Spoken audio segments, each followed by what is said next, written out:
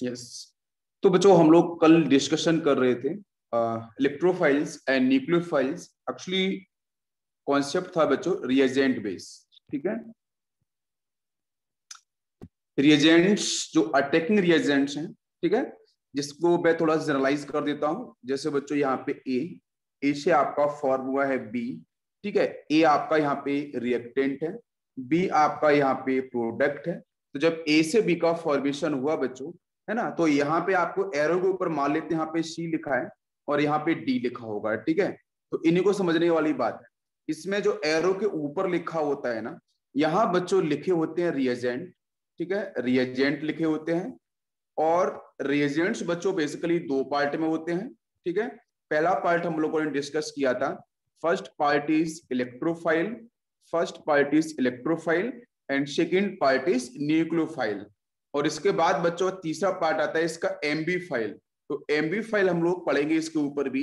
पहले जो इंपॉर्टेंट है इलेक्ट्रोफाइल्स एंड न्यूक्लियोफाइल्स, ठीक है, इसको हम लोग पहले करेंगे एक्सप्लेन। क्लियर है सभी को? मैं जनरलाइज केस की बात कर रहा हूं। इसके साथ बच्चों जो एरो पे सीओडी लिखा है, इसमें से मान लो कि सपोज सी आपके यहाँ पे रिएजेंट होंगे। रिएजेंट का मतलब बेटा अटैकिंग रिएजेंट। ये अटैक किस पे करने वाले हैं बच्चों? रिएक्टेंट के ऊपर अटैक करने वाले हैं। क्लियर है? और इसमें से सीओडी में से कोई एक मान लो आप सॉल्वेंट, इन दोनों में से कोई एक मान सकते हो आप सॉल्वेंट। ठीक है, एक अटैकिंग रिएजेंट होगा और एक बेटा आपके सॉल्वेंट होगा। सॉल्वेंट मैंने बताया था, solvent only provide the medium for the chemical reaction. तो सॉल्वेंट का एक ही काम है रिएक्शन को मीडियम प्रोवाइड करना। या फिर मैं ऐसे बोलूं आपको थोड़ा और बेटर फील करने के लिए, एक बीकर है, इस बीकर के अंदर, इस बीकर के अंदर जिसके मोल्स ज्यादा होंगे वो बच्चों यहाँ पे सॉल्वेंट होगा। मेरी बात समझ में आ रही है? तो सॉल्वेंट के अंदर ही तो रिएक्शन होने वाली है। मैंने ऊपर से बच्चों क्या क्या डाला? मैंने ऊपर से डाला है सॉल्यूट, प्लस बच्चों डाले हैं मैंने यहाँ पे क्या, रिएजेंट। वेरी इंपॉर्टेंट कॉन्सेप्ट को समझने की कोशिश करो बच्चों। मैंने डाला है सॉल्यूट प्लस रिएजेंट। तो सॉल्यूट प्लस रिएजेंट ये दोनों के दोनों मैंने ऊपर से डाले हैं और मैं दोनों को बोल सकता हूँ बच्चों सॉल्यूट हैं। दोनों के मोल्स लगभग आप पे कम ही होते हैं। ठीक है, रिएजेंट हमारे दो कैटेगरी के हैं, इलेक्ट्रोफाइल्स और आपके न्यूक्लियोफाइल्स।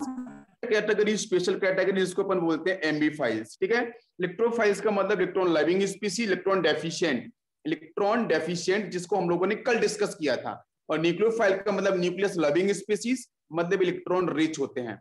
ठीक है, अभी मैं सब कुछ फिर से रिपीट करने वाला हूं, पहले जनरलाइज केस को समझ लो। बहुत से बच्चों को ये डाउट रहता है कि सर ये जो आप बता रहे हो ये चीजें लिखी कहाँ पे होती है रिएक्शन में, तो लिख के मुझे जरा बताओ, मुझे वो फील आना चाहिए। तो बच्चों यहाँ पे क्या है, जो बीकर दे रखा है, इस बीकर के अंदर सॉल्वेंट है। सॉल्वेंट का मतलब नंबर ऑफ मोल्स आपके मैक्सिमम है। सॉल्वेंट का मतलब क्या है, नंबर ऑफ मोल्स यहाँ पे आपके कैसे हो बच्चों, मैक्सिमम हो। बात समझो ध्यान से, हम लोग बात कर रहे हैं सी और डी के ऊपर। अभी अभी बच्चों हम लोग जो एरो के ऊपर लिखा होता है, जो भी कंटेंट, जो भी मॉलिक्यूल, जो भी एनाइंस, जो भी कैटाइंस लिखे होते हैं, हम उनके ऊपर पहले बात करेंगे। तो जो एरो के ऊपर लिखा होता है, या तो बच्चों वो रिएजेंट होते हैं या वो आपके सॉल्वेंट होते हैं, है ना, या दोनों ही मिलेंगे, रिएजेंट भी होगा सॉल्वेंट भी होगा। रिएजेंट बच्चों क्या है, जो अटैकिंग स्पीसीज है, वो बच्चों किस पे अटैक करने वाली है, इस कैपिटल ए पे अटैक करने वाली है। ए आपका मेन रिएक्टेंट है। बात समझ में आ रही है? या तो बच्चों वो इलेक्ट्रोफाइल होगा, या वो आपका न्यूक्लियोफाइल, या वो आपका एमबी फाइल होगा। अब इन सीओडी में से एक बच्चों क्या होगा, सॉल्वेंट। सॉल्वेंट का मतलब क्या है? सॉल्वेंट का मतलब ये है कि जो सॉल्यूट आपका ए है, जो सॉल्यूट यहाँ पे आपको मैंने ए डिफाइन किया है, मान लेते हैं कि बेटा रिएजेंट आपका यहाँ पे डी है, समझो ध्यान से, और ये आपका सी वाला पार्ट है। दिमाग में बिल्कुल फटाफट सही बैठना चाहिए। तो देखो बच्चों यहाँ पे सी तो आपका हो गया है क्या, सी तो आपका हो, मैंने इन्हीं में से लिया है, सी तो आपका हो चुका है बच्चों यहाँ पे क्या, सॉल्वेंट। समझो सी आपका हो चुका है सॉल्वेंट। उसमें सॉल्यूट प्लस रिएजेंट, फील करो जल्दी से, सॉल्यूट प्लस रिएजेंट। सॉल्यूट को मैंने बोला है कैपिटल ए और रिएजेंट को मैंने बोला है कैपिटल डी। तो यहाँ पे रिएजेंट आपके इलेक्ट्रोफाइल्स हो सकते हैं, न्यूक्लियोफाइल्स हो सकते हैं, एमबी फाइल्स हो सकते हैं। सॉल्यूट प्लस रिएजेंट बच्चों दोनों के दोनों लेस नंबर ऑफ मोल्स में होते हैं, तो अपन दोनों को सॉल्यूट बोल सकते हैं। तो ये बच्चों क्या कर रही है, सॉल्वेंट के साथ जा रहे हैं। मेरी बात समझ में आ रही है? तो सॉल्वेंट बच्चों कैसा होगा, सॉल्वेंट के नेचर मैंने कल डिस्कस किए थे बेटा, पोलर सॉल्वेंट और नॉन पोलर। और पोलर के अंदर हम लोगों ने बात की थी पोलर प्रोटेक्ट सॉल्वेंट, पोलर ए प्रोटेक्ट सॉल्वेंट। मैंने क्लासिफाइड भी किया था सारे के सारे, डीएमएसओ हो, एचएमपीटी हो, आपका एसीटोन हो, डाइमिथाइल ईथर हो, उधर एल्कोहल से आपका वाटर मॉलिक्यूल था, अगर आपको अच्छे से याद है थायो एल्कोहल था। मैंने सब कुछ वहां पे कल आपको डिफाइन किया था। तो बेसिकली मीन क्या है, बेसिकली मीन बच्चों ये है कि बीकर में आपको सॉल्वेंट दिया जाएगा, तो सॉल्वेंट विल डिसाइड कि रिएजेंट किस तरीके से काम करेगा। मेरी बच्चों बात समझ में आ रही है? बहुत इंपॉर्टेंट केस की बात कर रहा हूं मैं कि यहाँ पे जो सॉल्वेंट आपको दिया जाएगा, सॉल्वेंट सबसे बड़ा रोल प्ले करेगा केमिकल रिएक्शन के अंदर, बिकॉज उसके नंबर मोल सबसे अधिक हैं। जिस नेचर का सॉल्वेंट, रिएक्शन उसी डायरेक्शन से, उसी तरीके से आपकी मूव करने वाली है। क्या सभी को मेरी बात समझ में आ रही है? क्या सभी बच्चों को बात क्लियर है? तो रिएजेंट जो बच्चों है, यहाँ पे रिएजेंट जब आपका अटैक करेगा सॉल्यूट के ऊपर, तो रिएजेंट बेटा किसकी हेल्प से करेगा? इस सॉल्वेंट की हेल्प से करेगा। क्या सभी को मेरी बात समझ में आ रही है? तो सॉल्वेंट एक इंपॉर्टेंट रोल प्ले करेगा।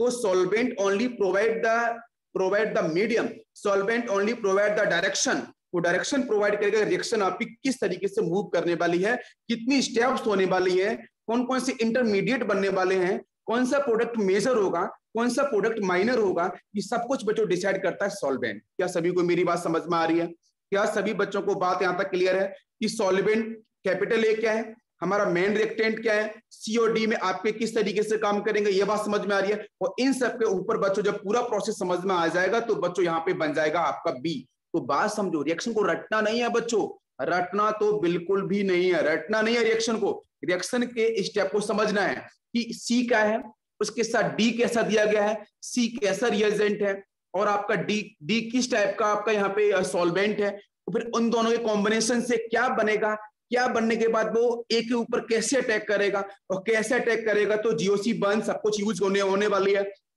आइसोमेरिज्म यूज होने वाला है, और उसके बाद बनेगा आपका बी। तो बी बनाने में दिक्कत नहीं है। अपन ने अगर पहचान लिया सीओडी को कि सीओडी कैसे काम करते हैं, सीओडी किस तरीके से रिएक्शन परफॉर्म करेंगे, सीओडी की एक्टिविटीज क्या है, सीओडी का नेचर क्या है, मतलब आपका रिएजेंट और सॉल्वेंट का नेचर क्या है, वो किस तरीके से दिए गए हैं, अगर आपको वो समझ में आ गया ना, तो डेफिनेटली फिर आपको कोई दिक्कत ही नहीं है कि ये तो आपका मेन रिएक्टेंट है, वो तो दिया ही जाएगा ना, तो उसके साथ अटैक किसका करना है वो जरूरी है, उसको पहचानना जरूरी है। सभी को बात समझ में आ रही है? यहां तक सभी को बात क्लियर है? बिल्कुल।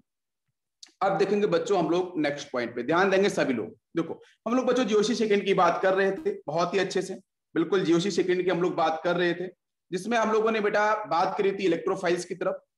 तो इलेक्ट्रोफाइल ठीक है, इसमें थोड़ा सा एडवांस सेक्शन में इंट्रोड्यूस करने वाला हूं। ठीक है, इलेक्ट्रोफाइल्स बेटा आपके इलेक्ट्रॉन डेफिशिएंट थे। ठीक है, इलेक्ट्रॉन डेफिशिएंट सेंटर्स, ठीक है, वाले जो स्पीसीज थे बच्चों को इलेक्ट्रोफाइल से। ठीक है, मेरी बात सभी को समझ में आ रही है?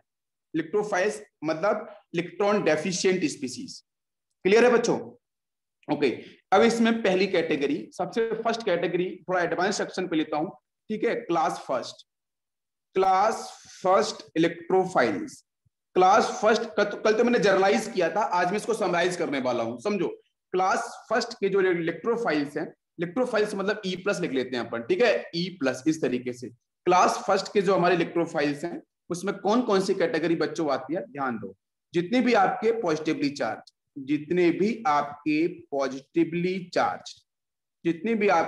पॉजिटिवली चार्ज स्पीसीज हैं वो सारे के सारे बच्चों इसी कैटेगरी में आते हैं, है ना। लिख सकता हूं पॉजिटिवली चार्ज स्पीसीज, वो लिख रहा हूं मैं, positively charge species with incomplete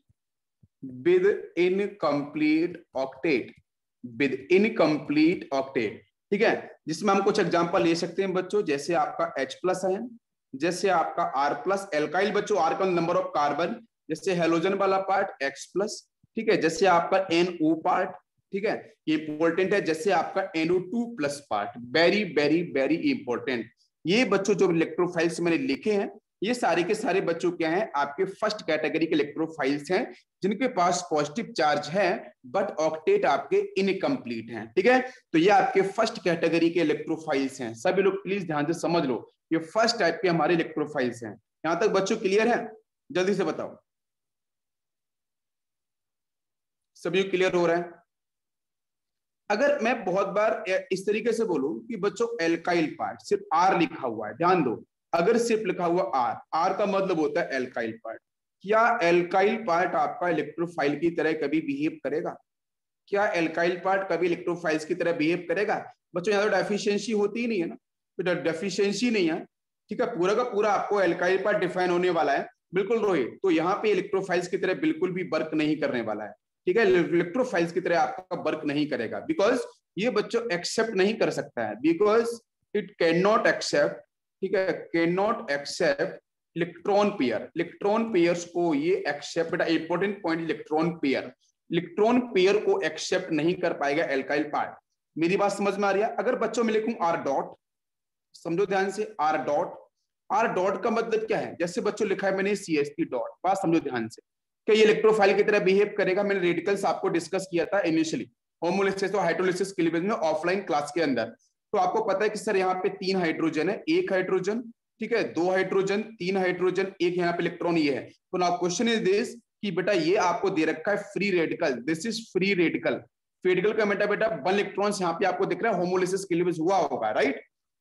और इसके पास कितने इलेक्ट्रॉन है बच्चों? 1 2 3 4 5 6 इलेक्ट्रॉन्स बॉन्ड पेयर्स के पास है। 1 आपका यहाँ पे सेव, आपके कितने सेव इलेक्ट्रॉन। तो क्या इलेक्ट्रोफाइल्स, ये जो CH3 डॉट दे रखा है, जो CH3 डॉट मतलब फ्री रेडिकल्स, क्या फ्री रेडिकल एग्जैक्टली इलेक्ट्रोफाइल्स की तरह एक्चुअल वर्क करते हैं? नहीं करते हैं। जो आपके फ्री रेडिकल्स हैं वो कंप्लीटली इलेक्ट्रोफाइल्स की तरह वर्क नहीं करते हैं, लेकिन अब ऐसा भी नहीं इलेक्ट्रोफाइल की तरह वर्क ना करें, करते भी हो नहीं भी करते हैं। तो अगर मैं बात करूं तो फ्री रेडिकल्स पूरी तरीके से इलेक्ट्रोफाइल्स की तरह वर्क नहीं करते हैं। क्यों? क्योंकि बच्चों वो इलेक्ट्रॉन पेयर, पेयर का मतलब होता है 2 इलेक्ट्रॉन्स, वो 2 इलेक्ट्रॉन्स को एक साथ एक्सेप्ट नहीं कर सकते हैं। क्या सभी को मेरी बात समझ में आ रही है? 2 इलेक्ट्रॉनों को बेटा 7 तो वैसे ही है ना, 7 में अगर 2 इलेक्ट्रॉन्स आ जाएंगे तो कितना 9 हो जाएगा ना, तो 9 तो बच्चों पॉसिबल ऑक्टेट के ऊपर चला गया है ना, बात समझ में आ रही है? तो उस केस में जो आपके फ्री रेडिकल्स हैं वो पूरी तरीके से इलेक्ट्रोफाइल की तरह वर्क नहीं करते हैं, सिर्फ एक ही चाहिए होता है। लेकिन मैं कहता हूं कि आपके जो इलेक्ट्रोफाइल्स हैं वो इलेक्ट्रॉन पेयर को एक्सेप्ट करने की टेंडेंसी होल्ड करते हैं, लेकिन जो आपके फ्री रेडिकल्स हैं वो इलेक्ट्रोफाइल्स की तरह वर्क करते हैं, इसमें कोई डाउट नहीं है बच्चों, वो इलेक्ट्रोफाइल्स की तरह वर्क करते हैं, ऐसे कोई दिक्कत नहीं है। लेकिन जब मैं कभी भी, एक एग्जाम होता है बच्चों आपका आईटी के ऊपर, आईटी जैम करके डिफरेंट एग्जाम्स होते हैं, वहां पे इसके ऊपर डिस्कशन बहुत ब्रॉड में है, उसको मैं लेके नहीं आने वाला हूं। अभी सिर्फ इसको ये समझो कि आपको जो फ्री रेडिकल्स हैं वो भी आपके इलेक्ट्रोफाइल्स की तरह ही वर्क करेंगे बस। अभी क्योंकि इसके पास पॉजिटिव चार्ज नहीं है, हम पहली कैटेगरी की बात कर रहे हैं, पॉजिटिव चार्ज होना जरूरी है, लेकिन इसके पास क्या फ्री रेडिकल के पास पॉजिटिव चार्ज है बच्चों? क्या पॉजिटिव चार्ज है? नहीं है। पॉजिटिव चार्ज नहीं है तो मतलब पहली कैटेगरी में नहीं आने वाला। लेकिन हमारे सिलेबस के अंदर, मेंस एडवांस के सिलेबस तक, ये आपका फ्री रेडिकल जो है वो भी इलेक्ट्रोफाइल की तरह वर्क करता है, because it is electron deficient. इसके पास प्रेजेंट है बच्चों टोटल 7 इलेक्ट्रॉन्स, ऑक्टेट इनकम्प्लीट है। क्या सभी को पहला केस समझ में आ गया? जल्दी से बताओ, फर्स्ट केस क्लियर हो गया यहाँ पे? सर हाँ बोलिए। तो फिर इसे इलेक्ट्रोफाइल्स की कैटेगरी में इंक्लूड करना है ना? हाँ बिल्कुल अभी करना है, बिकॉज मैंने बोल दिया ना सिलेबस, क्योंकि मैं देखो मैं आपको बता रहा हूँ, मैं आपको मतलब बहुत डेप्थ तक लेके जाता हूँ एक्चुअली। हमारा जो सिलेबस है मैं वहीं तक लिमिट रखता हूँ, उसके बाद में एक्सपेंड नहीं करता हूँ। बताने को तो मैं आपको बहुत ज्यादा ऊपर तक बता दूं, लेकिन वो सिलेबस में है नहीं है। तो जो रेडिकल्स है ना, वो रेडिकल्स की कैटेगरी बहुत अलग है। रेडिकल्स कैटेगरी इतनी ज्यादा अलग है कि मतलब वो बहुत ही अलग अलग तरीके से एक्शन परफॉर्म करते हैं, वो हमारे सिलेबस में ही नहीं है, तो इसलिए उस पर जाने की जरूरत नहीं है। तो अभी सिर्फ क्या मन है कि radicals also work as electrophile, अभी हमारे सिलेबस के रिस्पेक्ट में वर्क एज इलेक्ट्रोफाइल। क्लियर है? क्लियर है? बताओ मुझे किसने क्वेश्चन पूछा था? प्लीज बच्चों रिस्पॉन्स कर दिया करो यार। Yes sir. वही तो यार, रिस्पॉन्स कर दिया करो। आप क्वेश्चन पूछो, बिल्कुल इसको इंटरेक्ट करो, मुझे कोई दिक्कत नहीं, इंटरेक्ट करो, पूछो मुझसे, मैं तो यही चाहता हूँ यार ना, बीच में बोल दिया करो, कुछ भी कोई भी क्वेश्चन पूछ सकता है बिल्कुल। चलो अब ना क्वेश्चन इज दिस कि मैंने कल आपको बताया भी था कि सोडियम प्लस और पोटेशियम प्लस, इनके बारे में कल भी मैंने बताया था कि जो आपके एल्कली मेटल है, ठीक है, फर्स्ट ए ग्रुप वाले और आपके सेकेंड ए ग्रुप वाले, ठीक है, ये आपके इलेक्ट्रोफाइल्स की तरह वर्क नहीं करते हैं, कल भी मैंने डिस्कस किया था। ये इलेक्ट्रोफाइल्स की तरह बिल्कुल भी वर्क नहीं करते हैं, ठीक है, ये आपको बिल्कुल ध्यान रखना पड़ेगा। अच्छा ये क्यों नहीं करते हैं? अब तो मैं बोलूंगा सर यहाँ पे जो ऑक्टेट है ना, इनका जो ऑक्टेट है सर, वो तो ये अपने ऑक्टेट क्या कंप्लीट ऑक्टेट होता है बच्चों? बताओ मुझे, क्या सोडियम पोटेशियम प्लस का ऑक्टेट कंप्लीट होता है? अरे ऑक्टेट कंप्लीट होता है क्या बेटा? 1s NS1 होता है इलेक्ट्रॉनिक कॉन्फ़िगरेशन फॉर फर्स्ट है। सेकेंड कन्फ्यूजन क्या होगा? NH2 बच्चों 2 इलेक्ट्रॉन निकल जाएंगे यहाँ से, तो बाकी जो बचेगा फुली फील्ड होगा, मतलब नोबल गैस की तरफ बन जाएगा ना।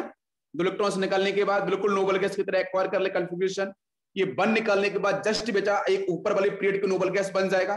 बात समझ में आ रही है? बिल्कुल ये भी नोबल गैस बन जाएगा। तो इनके तो ऑक्टेट पहले से ही कंप्लीट हो गए हैं, लेकिन पॉजिटिव चार्ज तो है, लेकिन सर ऑक्टेट कंप्लीट है। इंपॉर्टेंट पॉइंट इज दिस, है ना। Alkali metals Alcon earth metal electrons निकालने के बाद जब बेटा ये क्या करते हैं, इनके ऑक्टेट पूरी तरीके से कंप्लीट हो जाते हैं। भाई साहब आपको पता है ना कि सोडियम, ध्यान दो मैं यहाँ पे लिखूं हाइड्रोजन, इसको छोड़ दो, इसको छोड़ने के बाद ठीक है lithium, potassium, rubidium and caesium.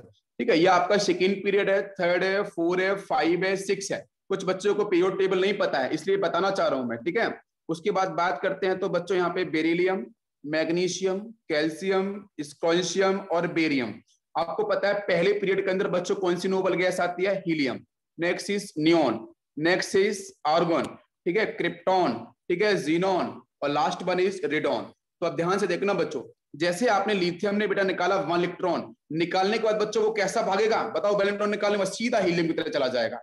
Sodium ने निकाला 1 इलेक्ट्रॉन, कैसा जाएगा बच्चों? नियोन की तरह चला जाएगा। मैग्नीशियम निकाले बच्चों 2 इलेक्ट्रॉन, तो कैसा बन जाएगा? नियोन की तरह बन जाएगा। क्या आपको मेरी बात समझ में आ रही है? यहाँ देखो बच्चों, यहाँ से स्कॉन्शियम ने निकाले बच्चों 2 इलेक्ट्रॉन, तो कैसा बच्चों बनेगा? जल्दी से बताओ किस तरीके से? एक जस्ट ऊपर वाले पीरियड की तरह।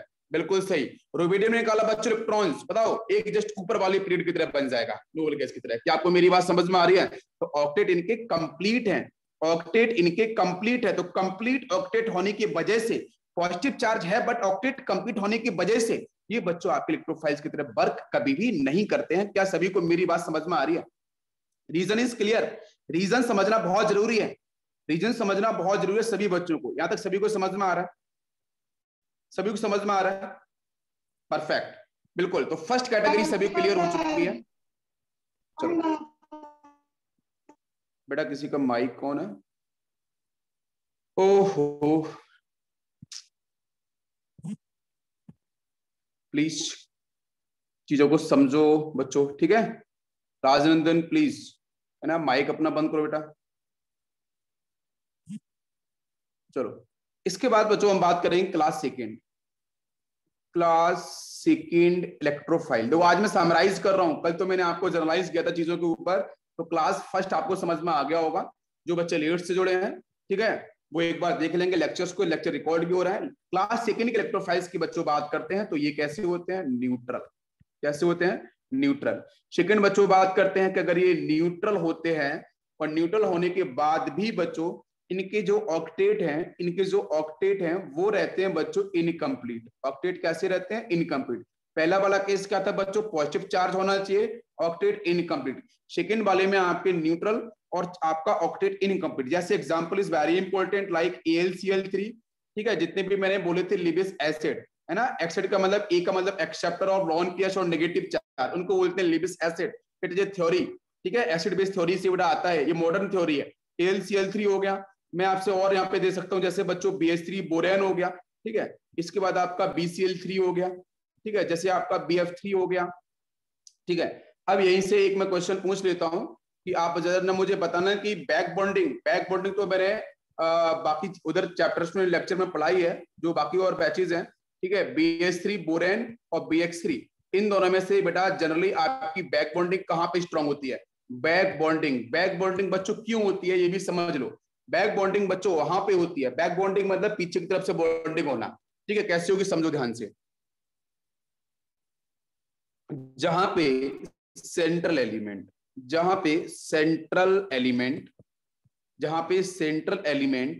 के पास बच्चों प्रेजेंट हो 6 इलेक्ट्रॉन्स, और उनके पास प्रेजेंट हो बच्चों वेकेंट ऑर्बिटल, तो बच्चों आराम से बैक बॉन्डिंग करते हैं अपनी स्टेबिलिटी को डिफाइन करने के लिए। Now comes borane. तो बोरेन बच्चों क्या बोल रहा है? बोरेन ये बोल रहा है कि मेरे पास तो 3 ही हाइड्रोजन है, और ऑब्वियसली मेरे पास जो सर कॉन्फ़िगरेशन होता है बोरेन का, वो आपका क्या होता है बोरेन का? बताओ बेटा। NH2 general configuration, NP1। जब p सबसेल में बच्चों जाता है 1 इलेक्ट्रॉन, तो element belong from boron family, right. ये बात समझ में आ रही है सभी को?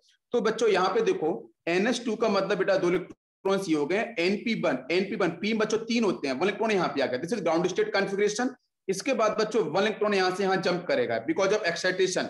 अभी सिर्फ एक ही बॉन्ड बन सकता है, मुझे मैक्सिमम बॉन्ड बनाने हैं, तो बच्चों हम कराते हैं एक्साइटेशन। तो तो इस केस में 2 इलेक्ट्रॉन्स यहाँ पे बेटा अभी घर एक खाली है, तो this is excited state electronic configuration, जिसकी वजह से बच्चों यहाँ पे क्या दिख रहा है कि एक घर खाली है तो एक पी खाली है, जो पी खाली है उसी के अंदर बच्चों बैक बॉन्डिंग शुरू होती है। लेकिन अब क्वेश्चन इज दिस, यहाँ तो हाइड्रोजन के पास कहीं लोन पेयर्स भी नहीं है, यहाँ पे हाइड्रोजन के पास कोई भी लोन पेयर्स नहीं है, तो यहाँ पे बैक बॉन्डिंग नहीं हो सकती है, बैक बॉन्डिंग नहीं हो सकती है बिल्कुल भी। जब बैक बॉन्डिंग नहीं हो सकती है तो दूसरा चांस बच्चों क्या है कि इसके पास अभी कितने बच्चों इलेक्ट्रॉन्स हैं, आपके टोटल 6 इलेक्ट्रॉन्स है, काउंट कर लो आप, 3 बॉन्ड पेयर है ना, BH बॉन्ड 3 है, तो बेटा एक बॉन्ड पेयर के पास 2 इलेक्ट्रॉन्स हैं, 2 2 4 2 6, ओनली 6 इलेक्ट्रॉन। अगर इसे कहीं से 2 मिल जाए तो बच्चों इनका ऑक्टेट कंप्लीट हो जाएगा, 8 ये बन जाएगा, स्टेबिलिटी गेन कर लेगा। तो इसलिए बच्चों ये जो बोरेन यहाँ पे आपको दिखाई दे रहा है, इसमें वो बेटा होता है नेक्स्ट क्या, डाइमराइजेशन, जहां पे बैक बॉन्डिंग नहीं हो पाती है। बैक बॉन्डिंग से भी बच्चों 2 इलेक्ट्रॉन्स आते हैं, बैक बॉन्डिंग से भी 2 इलेक्ट्रॉन्स आते हैं बच्चों, बात समझ में आ रही है। तो यहाँ बच्चों बैक बॉन्डिंग पॉसिबल ही नहीं है, क्यों, क्योंकि इस हाइड्रोजन के पास लोन पेयर्स ही नहीं है। तो उस केस में बच्चों दूसरा ऑप्शन होता है इसके पास स्टेबिलिटी गेन करने के लिए, ऐसे मॉलिक्यूल्स में जिनकी ऑक्टेट इनकम्प्लीट हो, तो वो बच्चों वो क्या करते हैं, वो ये करते हैं कि वहां पे बैक बॉन्डिंग अगर पॉसिबल नहीं हो रही है तो वो डाइमराइजेशन करते हैं। तो बेटा नेक्स्ट मॉलिक्यूल फिर से यहाँ पे आएगा, देखो सेम मॉलिक्यूल आ चुका है यहाँ पे इस तरीके से, और यहाँ से बच्चों ये जो आपके 2 इलेक्ट्रॉन्स हैं, ये 2 इलेक्ट्रॉन्स, यहाँ से ये वाले 2 इलेक्ट्रॉन्स, ये दोनों के 2 इलेक्ट्रॉन्स बच्चों क्या करेंगे, यहाँ पे ये वेकेंट ऑर्बिटल, यहाँ पे ये वेकेंट ऑर्बिटल, ये दोनों इलेक्ट्रॉन्स बच्चों इस वेकेंट ऑर्बिटल में मूव करेंगे, और ये वाले दोनों बच्चों यहाँ से इस तरफ मूव करेंगे। क्या सभी को मेरी बात समझ में आ रही है?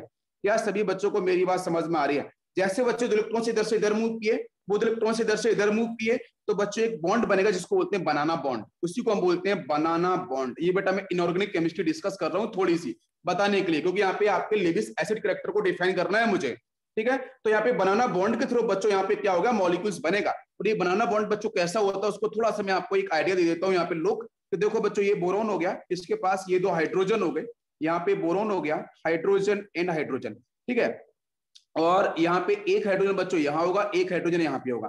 तो ये बेटा आपको पता है बनाना, ये जो बनाना होता है ना, आपको पता है बनाना किस तरीके का शेप का होता है, यूं इस तरीके से।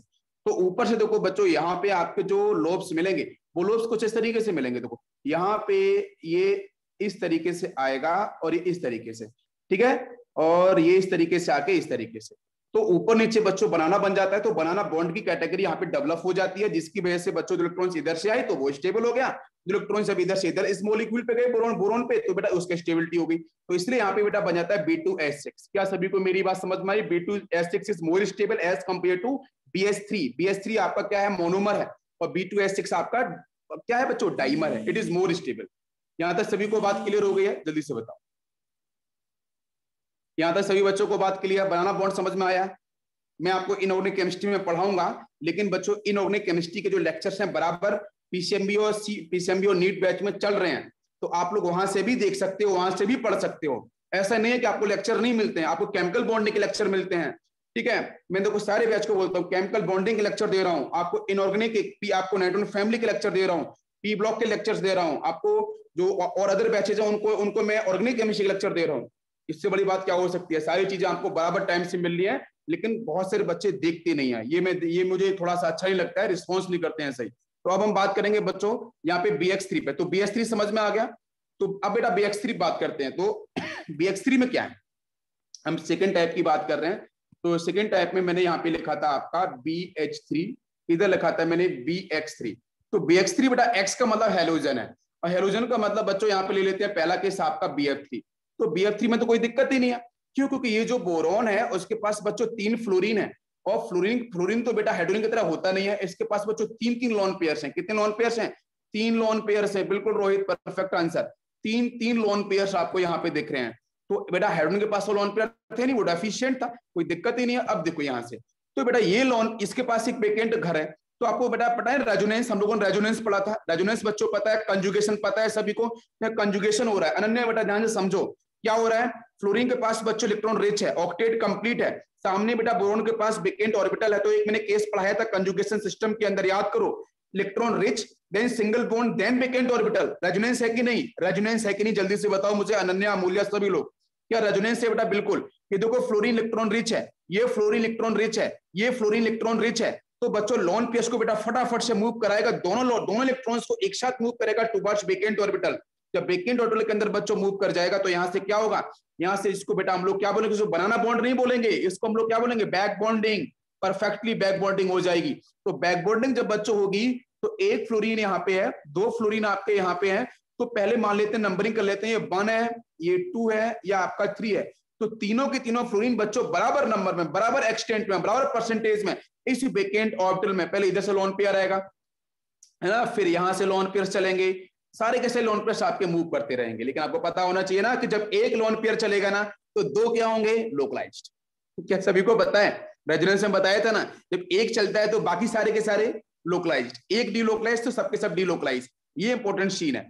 तो इसलिए बच्चों यहाँ पे बनाना जो बैक बॉन्डिंग है, ये बैक बॉन्डिंग कॉन्सेप्ट के थ्रू आपका जो बोरोन है बच्चों वो 6 इलेक्ट्रॉन से बच्चों 6 इलेक्ट्रॉन से 2 इलेक्ट्रॉन्स ले लेगा, बिकॉज ऑफ बैक बॉन्डिंग, और कन्वर्ट हो जाएगा बच्चों 8 इलेक्ट्रॉन्स के अंदर, जिसकी वजह से इसकी स्टेबिलिटी पूरी हो जाएगी। क्या मेरी बात समझ में आ रही है? बैक बॉन्डिंग कहां पॉसिबल है? अगर बैक बॉन्डिंग नहीं हो पाती है तो बच्चों वो करेगा डाइमराइजेशन, और डाइमराइजेशन BH3 वाला केस। अब नाउ क्वेश्चन इज दिस कि इन दोनों में से अच्छा लिविस एसिड, मैं पूछूं क्वेश्चन, ध्यान दो बच्चों, इन दोनों में से अच्छा बैक बॉन्डिंग कहां पे होगा? पहला क्वेश्चन ये बताओ, इन दोनों में से अच्छा बैक बॉन्डिंग कहां मिलता है? Question is this, BX3। इन दोनों में से सबसे जबरदस्त बैक बॉन्डिंग कहां मिलेगा? ऑब्वियसली बच्चों BX3 में ही मिलेगा, बिल्कुल सही। BX3 में आपको बैक बॉन्डिंग बहुत ही सही ढंग से करेक्ट मिलेगा, बिल्कुल आपको समझ में आ गया होगा, क्योंकि यहाँ पे तो चांसेस थे ही नहीं, ये बैक बॉन्डिंग से नहीं बच्चों, ये आपके डाइमराइजेशन से स्टेबल हुआ, डाइमराइजेशन से स्टेबल हुआ, है ना, पॉलीमराइजेशन से स्टेबल हुआ, ये बच्चों बैक बॉन्डिंग के थ्रू स्टेबल हुआ। क्या सभी को मेरी बात समझ में आ रही है? बताओ जल्दी से, क्लियर है यहाँ पे? चलो अब इसके बाद मैं आपसे यहाँ पूछूंगा कि बच्चों बताना जरा, BF3 एंड BCl3, ठीक है, नेक्स्ट BR3 और बच्चों BI3, इन सब में से अच्छा बैक बॉन्डिंग कहां होगा? इन सब में से अच्छा बैक बॉन्डिंग कहां होगा? These are the example of BX3 type molecule, ठीक है, ट्राई हैलाइड्स ऑफ बोरॉन। अब क्वेश्चन है दिस कि सबसे अच्छा बैक बॉन्डिंग कहां पे देखने को मिलेगा? संदेश ने बोला है BF3 में मिलेगा, संदेश ने बोला है BF3 में मिलेगा। बिल्कुल बिल्कुल बैक बॉन्डिंग बिल्कुल परफेक्ट है बच्चों, बैक बॉन्डिंग बिल्कुल सही है। इधर से इधर मूव करेंगे तो बच्चों back bonding will decrease, back bonding का जो नेचर वो डिक्रीज करेगा। क्यों डिक्रीज करेगा? What is the reason? Reason is very important. Reason बताओ बच्चों, रीजन क्यों? मृणाली ने बिल्कुल सही आंसर दिया, संदेश ने BF3 परफेक्ट दिया है, बिल्कुल। What is the reason? Reason is very important, because of energy sequence, because of energy sequence. इसलिए मैं बोलता हूं बच्चों, C बैच के बच्चों प्लीज ध्यान से सुन लो, आपको मैं इनऑर्गेनिक केमिस्ट्री के भी लेक्चर बराबर देता हूं रिकॉर्ड करके, आपको बराबर शेयर करता हूं, लेकिन आप अपनी रिस्पॉन्सिबिलिटी नहीं समझ रहे हो, आई नो वेरी वेल, ठीक है। आप लेक्चर्स को देखा करो, आपकी नॉलेज बढ़ेगी, आपकी नॉलेज जितनी ज्यादा बढ़ेगी उतना ज्यादा आपको फायदा। बाकी मैं जब पढ़ाऊंगा आपको नाइट्रोजन फैमिली, P ब्लॉक जो भी है, तो उस समय तो होगा ही, लेकिन उसके पहले देख लो बच्चों, आप देखोगे तो आपका फायदा है, डेफिनेटली फायदा है। प्लीज थोड़ा सा ध्यान दो इसके ऊपर। तो देखो बच्चों, हम लोग बात कर रहे हैं BF3, BCl3, BBr3, BI3। तो बेटा टॉप टू बॉटम आने पे आपका बैक बॉन्डिंग करेक्टर आपका डिक्रीज कर रहा है, व्हाई? तो रीजन यहाँ पे मुझे मिल चुका था। देखो बच्चों, पहले केस में देखो बोरॉन, बोरॉन के पास बच्चों क्या है? 2p orbital vacant. फ्लोरीन बच्चों इलेक्ट्रॉन पर कहां से आने वाले हैं? 2p से ही आने वाले हैं, फ्लोरीन भी आपका 2p का ही होता है। यहाँ देखो बच्चों बोरॉन, ये कहां से बच्चों? Still 2p। भाई बोरॉन के पास जो खाली घर है ना वो 2p का ही है, ये भी 2p का है, ठीक है। अब यहाँ बेटा देखो क्लोरीन, क्लोरीन बच्चों ये देखो क्लोरीन बेटा, क्लोरीन तो सेकंड पीरियड का है, क्लोरीन बच्चों तीसरे पीरियड का है, तो 3p यहाँ पे होगा, 3p इलेक्ट्रॉन्स आने वाले हैं।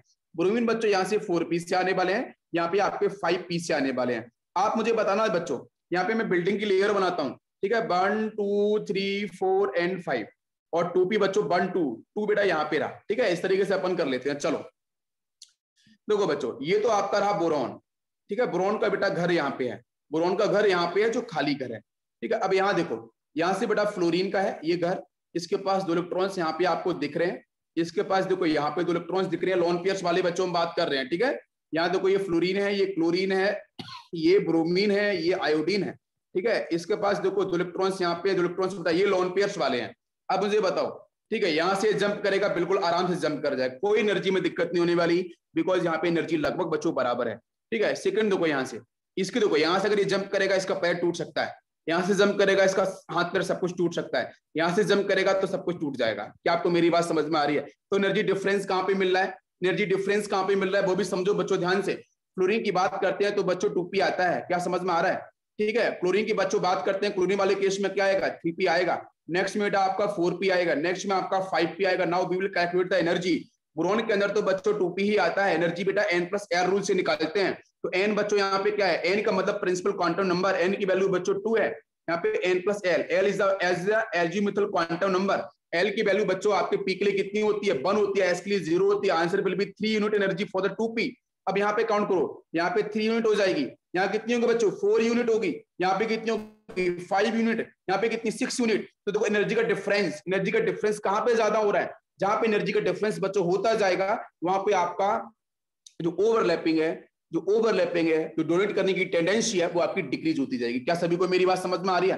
क्या सभी बच्चों को बात समझ में आ रही है? तो फ्लोरीन बच्चों आराम से बेटा बोरोन के साथ इलेक्ट्रॉन केस को डोनेट करेगा, है ना। इसको थोड़ी और दिक्कत होगी, इसको सबसे ज्यादा दिक्कत होने वाली है, तो यहाँ पे बैक बॉन्डिंग वाला चांस बहुत ही मिनिमम हो जाएगा। क्या सभी को बात समझ में आ रही है? Back bonding is clear? Back bonding सभी बच्चों क्लियर हुआ कि नहीं हुआ, जल्दी से बोलो।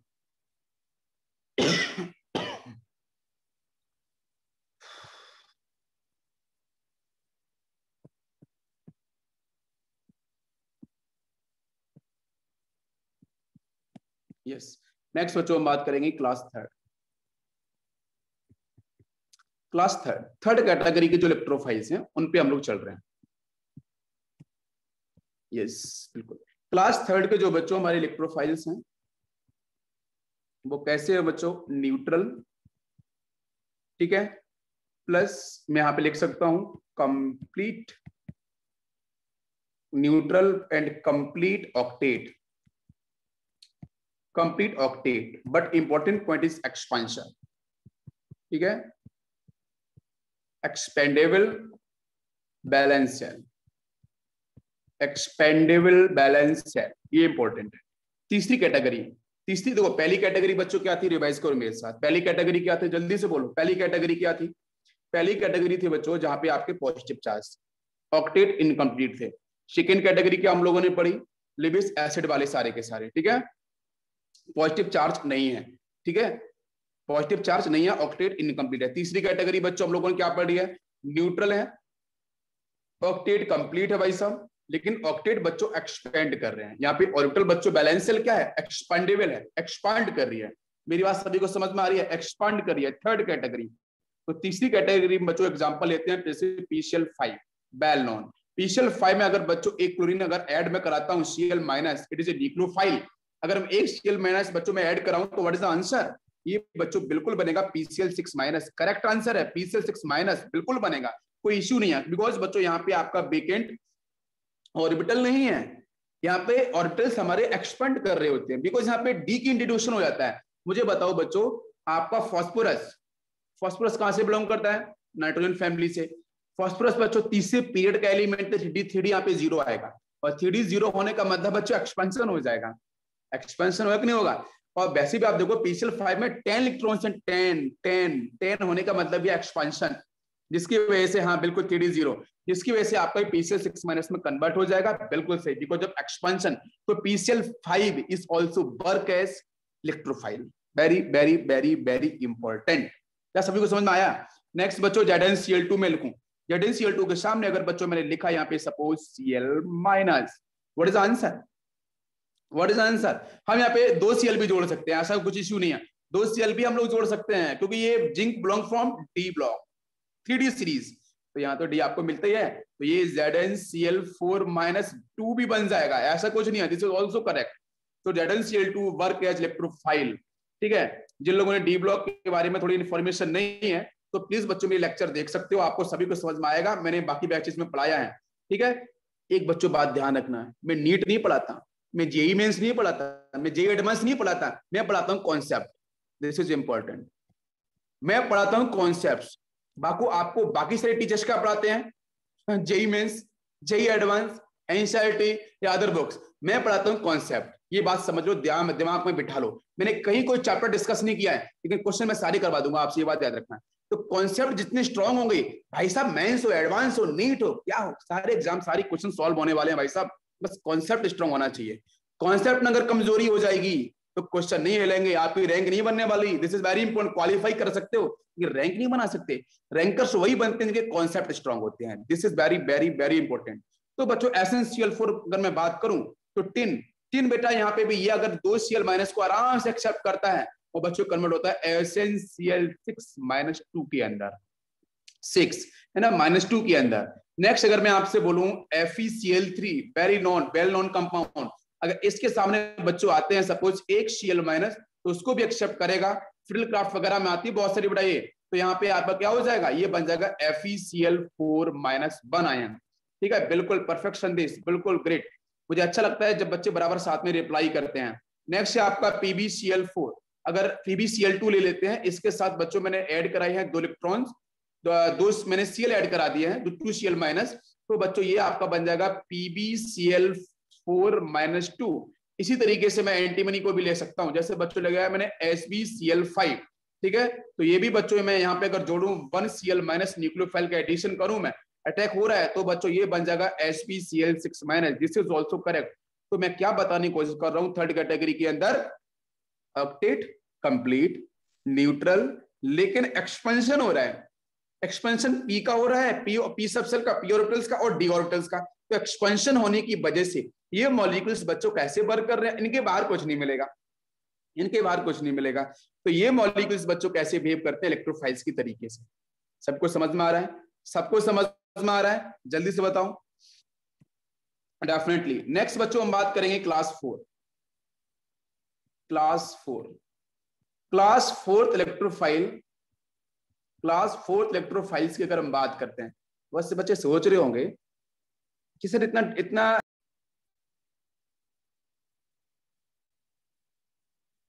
बताओ यहाँ पे क्या आंसर बनना चाहिए।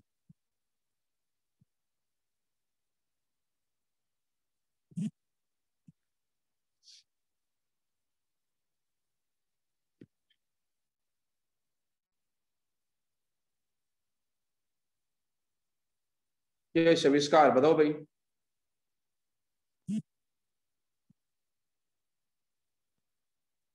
क्या बनेगा आंसर? क्या होगा बच्चों? इलेक्ट्रॉन डेंसिटी इधर से इधर शिफ्ट करेगी, ये माइनस ये प्लस आएगा ना, तो नेगेटिव चार्ज आएगा वो यहाँ पे अटैक कर देगा। यहां से बच्चों क्या बन जाएगा, इधर OH अटैक कर दिया ना कार्बन पे, बाकी आपका C डबल बॉन्ड हो, ये तो बनेगा ना, कुछ ऐसे तो सीन बनेगा। अरे भाई सिग्मा ही तो इधर से इधर शिफ्ट कर जाएगा ना, सिग्मा को पाई शिफ्ट करेगा। तो यहाँ पे पाई शिफ्ट करेगा क्योंकि पाई इलेक्ट्रॉन्स की मोबिलिटी ज्यादा होती है, पाई इलेक्ट्रॉन्स की मोबिलिटी ज्यादा होती है सिग्मा इलेक्ट्रॉन्स, तो जिसकी वजह से बेटा पाई इलेक्ट्रॉन्स उधर मूव कर जाएगा, यहाँ पे आपके OH माइनस इधर शिफ्ट करेगा, तो ये नई स्पीसीज आपको यहाँ पे जनरेट हो रही है। तो it will work as a nucleophile because oxygen के पास नेगेटिव चार्ज दिख रहा है। अच्छा नेक्स्ट नीचे बताओ जरा, यहाँ पे क्या मिलेगा, यहाँ पे क्या बनेगा? मैंने कल भी पढ़ाया था ना, कार्बन डाइऑक्साइड इलेक्ट्रोफाइल की तरह वर्क करता है। ठीक है, SO3 SO2 भी इलेक्ट्रोफाइल की तरह वर्क करते हैं, बिकॉज यहाँ पे इलेक्ट्रॉन डेंसिटी इधर जाएगी, यहाँ की इलेक्ट्रॉन डेंसिटी इधर जाएगी। डाइपोल मूवमेंट की बात करी थी, तो बीच में आपका पॉजिटिव चार्ज आएगा ना, एफिशिएंट हो गया वो सल्फर आपका, तो OH माइनस कहाँ पे अटैक करेगा? ऑब्वियसली सल्फर पे अटैक करेगा, यहाँ पे डेफिशिएंसी आएगी। तो नया स्पीड बेटा क्या बनेगा, S डबल बॉन्ड हो, यहाँ पे डबल बॉन्ड हो, और ये बच्चों यहाँ से क्या बनेगा बताओ? ये आपका यहाँ से क्या बनना चाहिए, क्योंकि एक पाई इधर से इधर मूव करा दो तो माइनस हो जाएगा, तो मतलब ये तो आपका यहाँ से हो जाएगा वो माइनस, और ये आपका जाके OH यहाँ पे अटैक कर दिया। ठीक है, तो ये बनेगा स्पीसीज, बिल्कुल ये वाली स्पीसीज आपकी बन जाएगी। क्या सल्फर की बैलेंसी डिस्टर्ब तो नहीं हुई है बच्चों? चेक करते हैं, 1 2 3 4 5 6 बिल्कुल बराबर 6 ही है। ठीक है, तो नया देखो यहाँ पे नेगेटिव चार्ज आएगा, तो it will work as a nucleophile. समझ में आ रहा है? जिसको अपन बोल सकते हैं HSO3 माइनस। देखो क्या सही है, HSO3 माइनस क्या सही आंसर होगा? क्या SO4 हो जाएगा? क्या हो जाएगा? 1 2 1 2 3 4 4 होगा ना, यस हो गया ना, और आपका एक नेगेटिव चार्ज, बिल्कुल। यहां तक सभी को समझा? अब ना क्वेश्चन इज दिस कि सर यहाँ पे इलेक्ट्रोफाइल की स्ट्रेंथ बताओ। तो जो इलेक्ट्रोफाइल की जो स्ट्रेंथ होती है ना, जो अभी हम लोगों ने सीक्वेंस पढ़ा था, पहला सीक्वेंस क्या था बच्चों? पॉजिटिव चार्ज वाला केस। ठीक है, सेकंड सीक्वेंस क्या था बताओ? जहां पे ऑर्बिटल जहां पे आपका बैलेंस इलेक्ट्रॉन्स ऑक्टेट कंप्लीट नहीं थे। तीसरा केस क्या था? न्यूट्रल था, ऑक्टेट पूरे थे, एक्सपांशन हो रहा था। फोर्थ केस क्या था? न्यू बॉन्ड्स का फॉर्मेशन हो रहा है। ठीक है, सब कुछ यहाँ पे ऑक्टेट भी कंप्लीट है। तो जब मैं चारों केसेस को लेता हूँ, चारों केस के बाद पांचवा केस नहीं आएगा, तो बेटा सबसे ज्यादा इलेक्ट्रोफिलिक स्ट्रेंथ होती है फर्स्ट केस की, फिर होती है आपकी सेकेंड कैटेगरी की, फिर होती है आपकी थर्ड कैटेगरी की, और फिर लास्ट में होती है आपकी फोर्थ कैटेगरी की। तो this is the order of electrophile, this is the order of electrophile. समझ में आ रहा है? इलेक्ट्रोफाइल की स्ट्रेंथ की बात करें तो सबसे पहला बच्चों कौन सा आएगा, स्ट्रेंथ की बात करें सबसे बेटर आपका कौन होगा इलेक्ट्रोफाइल, तो ध्यान देना सबसे पहले जो बच्चों होंगे पॉजिटिव चार्ज वाले, ठीक है, जहां पे पॉजिटिव चार्ज मिल रहा था, समझ लो ध्यान से। सेकंड कैटेगरी बच्चों कौन सी होगी, सेकंड कैटेगरी वो होगी जहां पे आपके ऑर्बिटल, जहां पे बेटा आपकी बैलेंस सेल कैसी होगी, जहां पे आपके बैलेंस सेल बेटा कैसी होगी, इलेक्ट्रॉन डेफिशिएंट, मतलब ऑक्टेट इनकम्प्लीट, ऑक्टेट इनकम्प्लीट। तीसरा वाला केस क्या था, जहां पे बेटा आपके बैलेंस सेल क्या कर रही थी, एक्सपांड कर रही थी, ठीक है, बाकी वो न्यूट्रल तो था ही। और लास्ट वाले केस में क्या हो रहा है, यहाँ बच्चों एक आपका न्यू बॉन्ड, ठीक है, एक बॉन्ड टूट रहा है, एक न्यू बॉन्ड का फॉर्मेशन सबसे लीस्ट कैटेगरी के इलेक्ट्रोफाइल्स होते हैं, ठीक है। तो मतलब ये आप समझ लो कि इलेक्ट्रोफाइल का ऑर्डर हमारा ये हो जाएगा, और इसका रिवर्स कर देंगे तो यहाँ पे न्यूक्लियोफाइल का ऑर्डर भी हम लोग रिलेट कर सकते हैं इलेक्ट्रोफाइल्स के साथ। समझ में आ गया? कभी आपको कंपाउंड दे रखे हैं इलेक्ट्रोफिलिक स्पीसीज, न्यूक्लियोफाइल का सीक्वेंस पूछ लिया गया तो आप उसे रिवर्स कर सकते हो, आप उसको ना रिवर्स कर सकते हो इस तरीके से। क्या सभी को मेरी बात क्लियर है? बताओ बच्चों। चलो अब बात करते हैं इलेक्ट्रोफाइल्स कंप्लीट, बहुत ही मैंने डेप्थ में पढ़ा दिया आपको। अब बात करेंगे न्यूक्लियोफाइल। तो न्यूक्लियोफाइल्स बच्चों आपको पता है इलेक्ट्रॉन रिच होते हैं, मैं समराइज कर रहा हूं आज, पर इसके बारे में डिस्कस किया था। न्यूक्लियोफाइल्स जो है वो आपके इलेक्ट्रॉन रिच है। अब ये जो इलेक्ट्रॉन रिच है तो मैं बोल सकता हूं कि इनकी जो बेसिक कैटेगरी है वो कौन कौन सी है, तो बच्चों इनको हम क्लासिफाई करते हैं बेसिकली इंपॉर्टेंट थ्री कैटेगरी के अंदर। थ्री कैटेगरी में हम लोग इसे डिवाइड करेंगे। पहली कैटेगरी की बात करते हैं, फर्स्ट कैटेगरी क्लास फर्स्ट की बात करते हैं, तो बच्चों यहाँ पे ध्यान रखना, negatively charged species, negative species generally all anions are good nucleophile, ठीक है। नेगेटिवली चार्ज स्पीसीज जिन सबके पास नेगेटिव चार्ज प्रेजेंट होता है उनको बेटा बोलते हैं एनायंस, ठीक है।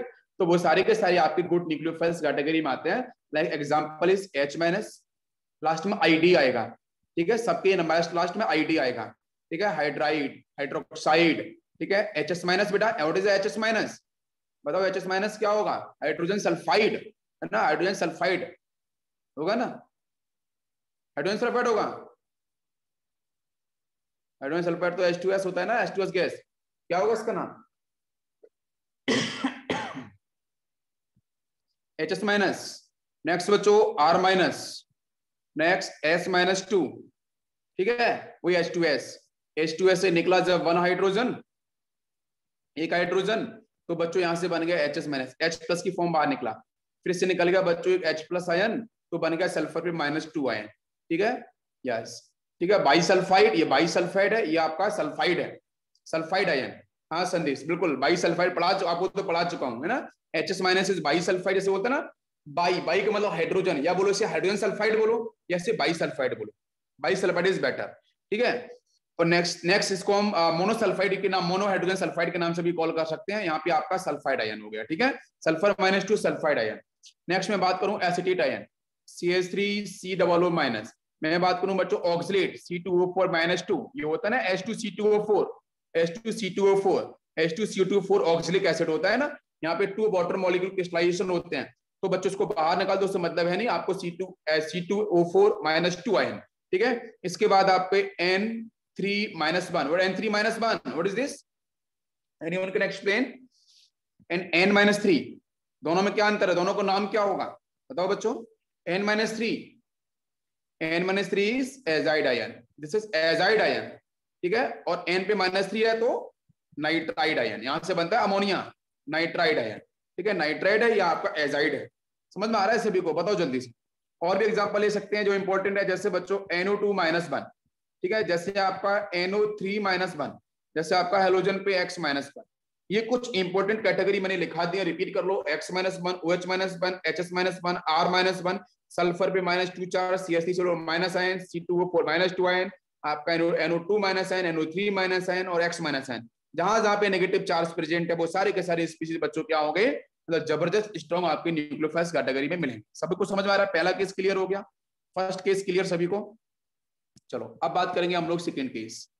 तो नेक्स्ट बच्चों है क्लास सेकेंड। तो क्लास सेकेंड बच्चों न्यूक्लियोफाइल्स की ये बोलते हैं कि वो हो बेटा आपको मिलेंगे न्यूट्रल, ऐसे स्पीसीज जो न्यूट्रल हो, ठीक है, लेकिन फिर भी मैं बोलूंगा दे कंटेन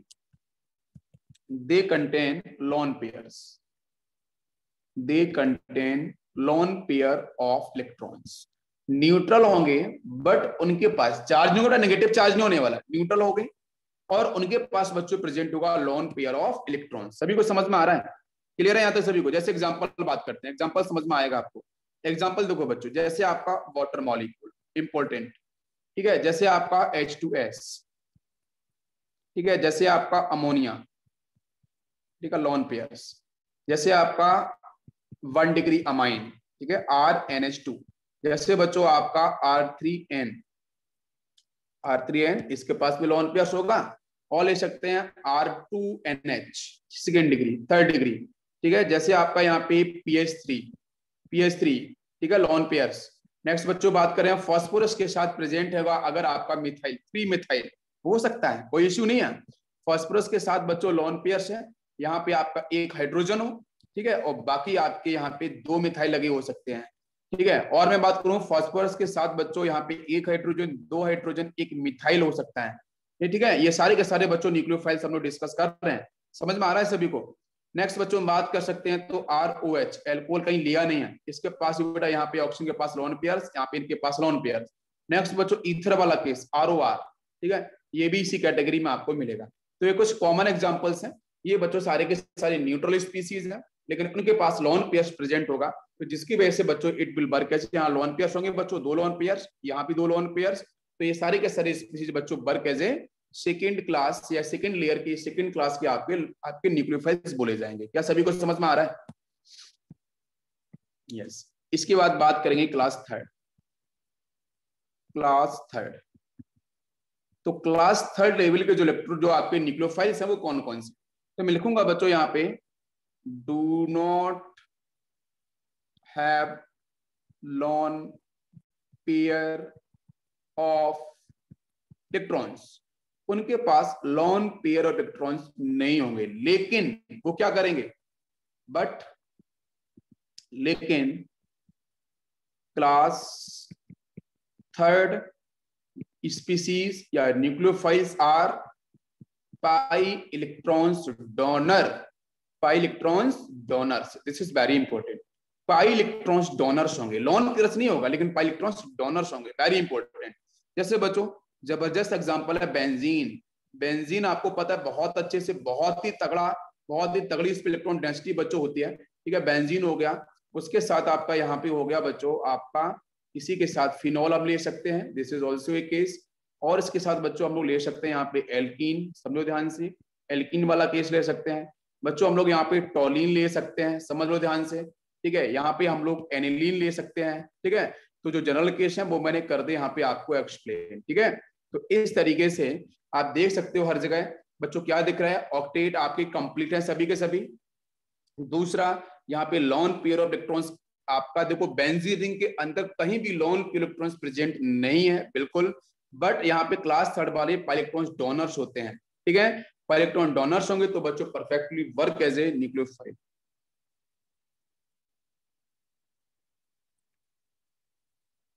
फिनॉल के पास लोन पेयर्स है बेटा, बिल्कुल परफेक्ट आपका आंसर है। लेकिन अगर मैं बेंजीन के साइड से देख रहा हूँ, हमारे पास 2 साइडेड है ना, एक तो हमारे पास बेंजीन है, ये वाला पार्ट है, दूसरा पार्ट ये है हाइड्रोक्सी पार्ट, एक तरफ फिनाइल पार्ट है। तो फिनाइल पार्ट की साइड से अगर आप ट्रीट करोगे तो ये आपका एक ऐसा न्यूक्लियोफाइल होगा जहां पे पाई इलेक्ट्रॉन्स डोनर्स होंगे। लेकिन पाई इलेक्ट्रॉन डोनर्स कैसे होंगे, किस तरीके से होंगे, क्या इलेक्ट्रोफिलिक एडिशन करने वाले हैं, फिर सब्स्टिट्यूशन करने वाले हैं, क्या करने वाले हैं, वो तो बात की कहानी होगी। लेकिन अभी मैं ये बता रहा हूँ, यहाँ पे आपका बेंजीन करेगा बच्चों dominant as compare to hydroxy group. जैसे यहाँ पे एनिलीन वाले केस में NH2 और आपका इधर बेंजीन, तो बेंजीन में आपको पता है ना इस तरीके से आपके पी ऑर्बिटल्स आपके सभी जगह प्रेजेंट होते हैं ना, साइड वाइज ओवरलैपिंग होती है अल्टरनेट पोजीशन पे। अल्टरनेट पोजीशन पे आपकी साइड वाइज ओवरलैपिंग होती है, यहाँ पे ओवरलैपिंग, यहाँ पे ओवरलैपिंग होगी और इधर ओवरलैपिंग होगी ना, इस तरीके से। तो इलेक्ट्रॉन डेंसिटी बच्चों क्या होगी, 4 और 6 कार्बन, 1 2 3 4 5 6 कार्बन तो आपके रिंग के ऊपर रखे होंगे, because it is planar, sp2 hybridised, right, trigonal planar. सारे के सारे हाइड्रोजन कार्बन आपके प्लेन पे हैं, लेकिन बाकी जो पी लोब्स होंगे बच्चों वो इस तरीके से, ये वर्टिकली आपको इस तरीके से मिलेंगे, ठीक है ना, sp2 बिल्कुल। तो वो तो रिंग जो इलेक्ट्रॉन डेंसिटी बच्चों का केकुलो स्ट्रक्चर एक आता है, बेंजीन का सबसे अच्छा स्ट्रक्चर जो बना लास्ट स्ट्रक्चर वो आपका केकुलो स्ट्रक्चर है। तो केकुलो एक साइंटिस्ट का नाम है, केकुलो ने ये बताया कि भाई इलेक्ट्रॉन डेंसिटी बेंजीन के ऊपर आती है और नीचे आती है। समझो ध्यान से, बेंजीन के बीच में कार्बन होते हैं, बीच में कार्बन होते हैं, ऊपर भी आपकी इलेक्ट्रॉन डेंसिटी होती है, इलेक्ट्रॉन नीचे भी इलेक्ट्रॉन डेंसिटी होती है, तगड़ी जबरदस्त इलेक्ट्रॉन डेंसिटी से घेरे होते हैं कार्बन। क्या आपको मेरी बात समझ में आ रही है? ऊपर भी इलेक्ट्रॉन डेंसिटी है, नीचे भी इलेक्ट्रॉन डेंसिटी है, दोनों तरफ इलेक्ट्रॉन डेंसिटी है, बीच में कार्बन हैं, तो बहुत अच्छे से वो कवर है कार्बन आपकी, तो बाहर इलेक्ट्रॉन डेंसिटी वो आराम से मूव कर सकती है। इसलिए मैं बोल रहा हूँ कि जो बेंजीन है वो जबरदस्त भर भर के बच्चों इलेक्ट्रॉन उसके पास प्रेजेंट होते हैं। समझ में आ रहा है? यहां तक क्लियर हो गया सभी को? चलो इसके बाद नेक्स्ट बात करते हैं। टाइम यार घड़ी बहुत तेज भागती है, कर सकते हैं। चलो फिर बच्चों हम लोग बात करेंगे थोड़ा सा एल्कीन के ऊपर, ध्यान देना। Alkenes are good nucleophile, however alkynes are not good nucleophile. कोई आंसर बताएगा मुझे? एल्काइंस अच्छे न्यूक्लियोफाइल्स नहीं होते हैं। क्यों नहीं होते हैं? मैंने एल्कीन लिखा था, एल्काइन नहीं लिखा था, आपको पूछना चाहिए था। एल्कीन्स आपके गुड न्यूक्लियोफाइल्स होते हैं, लेकिन एल्काइंस हमारे गुड न्यूक्लियोफाइल्स नहीं होते हैं। क्यों नहीं होते हैं? Anyone can explain? हाइड्रेशन सभी को पता है, परसेंटेज एस फैक्टर भी सभी को पता है, बताओ बच्चों क्या आंसर होना चाहिए इसका? हाँ संदेश ने बोला है एल्किन्स एल्काइंस। एल्काइंस बेटा संदेश, एल्काइंस अच्छे न्यूक्लियोफाइल नहीं होते हैं, एल्किन अच्छे न्यूक्लियोफाइल्स होते हैं, एल्काइन बहुत अच्छे न्यूक्लियोफाइल्स नहीं होते हैं। एल्काइंस अगर आपने पढ़े कि एल्काइंस बहुत अच्छे न्यूक्लियोफाइल्स तो गलत आंसर है। एल्काइंस आपके अच्छे न्यूक्लियोफाइल्स नहीं होते हैं। क्यों नहीं होते हैं कोई बताएगा मुझे? क्योंकि कार्बन ले लो, कार्बन डबल बॉन्ड कार्बन, ये तो एल्कीन हो गया है।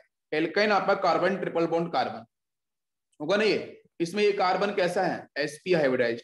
इसमें ये कार्बन कैसा है? sp hybridised. इसमें ये कार्बन कैसा है? sp2 hybridised. इसमें ये कार्बन कैसा है? sp2 hybridised. ठीक है, ये एल्कीन है, ये एल्काइन है। नाउ क्वेश्चन इज दिस कि एल्काइन हमारे अच्छे न्यूक्लियोफाइल्स क्यों नहीं होते हैं? एल्काइंस हमारे अच्छे न्यूक्लियोफाइल्स क्यों नहीं होते हैं? क्योंकि आपको पता है एल्काइंस का जो हाइड्रेशन है बच्चों वो कैसा है? sp hybridised. अरे है कि नहीं? एल्काइंस आपके sp हाइब्रिडाइज्ड कार्बन एटम्स इसके पास प्रेजेंट हैं। तो इस केस में आपको पता है कि sp हाइब्रिडाइज्ड में s परसेंटेज बच्चों कितना होगा? बताओ जरा मुझे, कितना होगा? कितना आएगा? अरे s परसेंटेज कितना होगा भाई? 1 डिवाइड बाई 2 इंटू 100, 50% आ गया सीधा। ठीक है, यस 50% आपको मिल गया। s परसेंटेज बहुत ज्यादा है। sp2 की बात करोगे कितना होगा s परसेंटेज? ऑब्वियसली उससे कम होगा, मतलब 1 डिवाइड बाई नीचे कितना हो जाएगा? 3 हो जाएगा ना, इंटू आपका 100, इसे कैंसिल कर दो, है ना, 33.33। तो इतना आपको s परसेंटेज, तो कहीं ना कहीं s परसेंटेज ज्यादा कहाँ है बच्चों? sp के पास, बिल्कुल सही। sp के पास आपका जो एल्कीन है, आपका जो एल्काइन है, एल्काइन के पास s परसेंटेज ज्यादा है कि नहीं? जहाँ पे s परसेंटेज बच्चों ज्यादा होता है वहां पे जो इलेक्ट्रॉन होल्ड करने की टेंडेंसी, इलेक्ट्रोनेगेटिविटी वैल्यू भी बच्चों क्या होती है? ज्यादा होती है कि नहीं होती है? बताओ मुझे, अरे होगी कि नहीं होगी? जल्दी से बताओ बच्चों। जहाँ पे एस फैक्टर ज्यादा है, तो एस फैक्टर ज्यादा होने का मतलब क्या कि कार्बन का जो न्यूक्लियस है उस न्यूक्लियस की तरफ इलेक्ट्रॉन जा रहे होंगे। समझ में आ रहा है कि नहीं आ रहा है? अरे समझ में आ रहा है कि नहीं आ रहा है बेटा?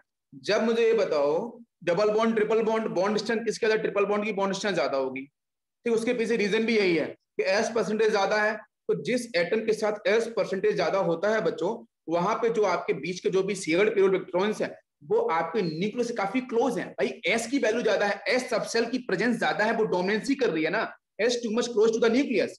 तो एस सबसेल या ऑर्बिटल्स आपके न्यूक्लियस से बहुत क्लोज होते हैं। न्यूक्लियस बच्चों कैसे होते हैं? पॉजिटिवली चार्ज होते हैं, जिसकी वजह से जो आपके शेयर्ड पेयर्ड इलेक्ट्रॉन्स हैं वो आपके न्यूक्लियस से क्लोज होंगे, बहुत क्लोज होंगे, तो इतने क्लोज होंगे भाई साहब तो वहां पे ना इलेक्ट्रॉन्स को होल्ड करने की टेंडेंसी उन एटम्स के पास भी बहुत जबरदस्त होगी, बहुत ज्यादा होगी। इतनी बात सभी को समझ में आई?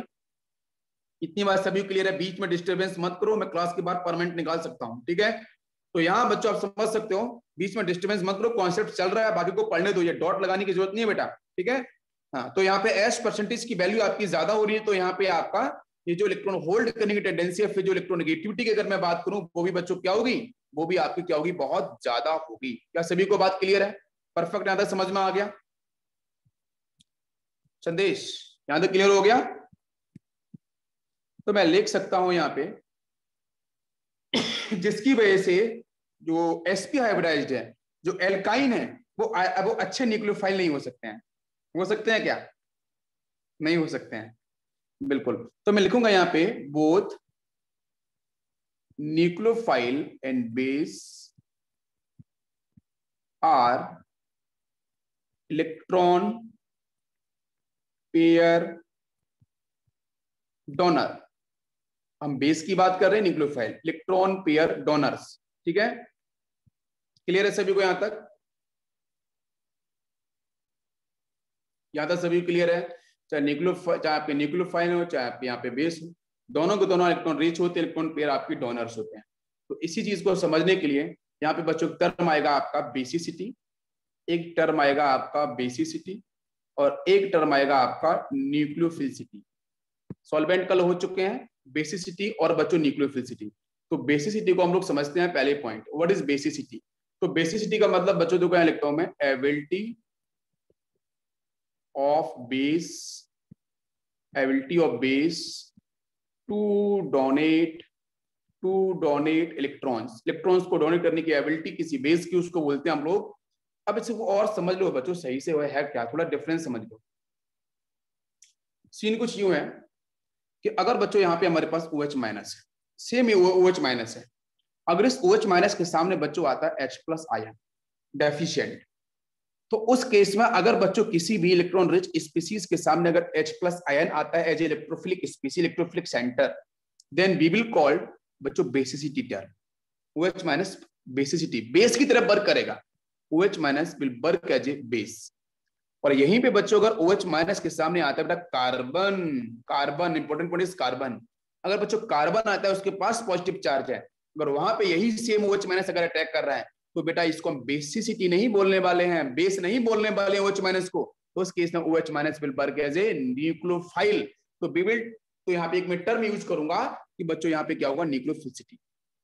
मैं फिर से रिपीट करूं, वही सेम OH माइनस है, वही सेम OH माइनस है। जैसे आप अपने तरीके से समझ लो, आप यूनिक हो, कोई एक बच्चा यूनिक है, वो बच्चा अपने मम्मी के सामने है तो अलग अलग तरीके से ट्रीट करेगा, सिस्टर के सामने अलग तरह ट्रीट करेगा, पापा के सामने है अलग तरह ट्रीट करेगा, टीचर्स के सामने है अलग तरह ट्रीट करेगा, और अलग अलग सिचुएशन आती जाएंगी तो अलग ट्रीट करता जाएगा। आपको सभी को पता है, कोई भी इंसान हो, है ना, समझ में आपको आ रहा होगा।